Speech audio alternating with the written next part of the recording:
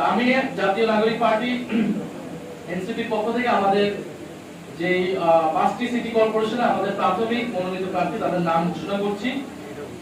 ঢাকা দক্ষিণ city corporation নির্বাচনে NCP মনোনীত মেয়র পদপ্রার্থী জনাব আসিফ মাহমুদ সজীব ভুইয়া।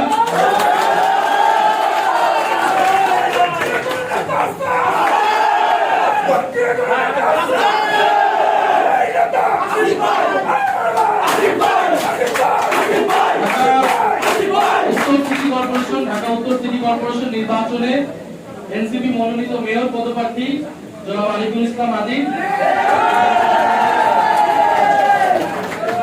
কুমিল্লা সিটি কর্পোরেশন নির্বাচনে এনসিপি মনোনীত মেয়র পদপ্রার্থী জনাব অ্যাডভোকেট তারিকুল ইসলাম আহ্বায়ক জাতীয় রাজশাহী সিটি কর্পোরেশন নির্বাচনে এনসিপি মনোনীত মেয়র পদপ্রার্থী মোহাম্মদ মুবাশশির আলী এবং সর্বশেষ সিলেট সিটি কর্পোরেশন নির্বাচনে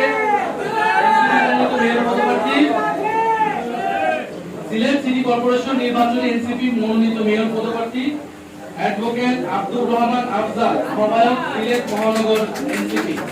আমরা 5টি সিটি কর্পোরেশনের আমাদের প্রাথমিক তালিকা ঘোষণা করছি এবং আমরা অতি দ্রুত সময়ের মধ্যে আমাদের বাকি সিটি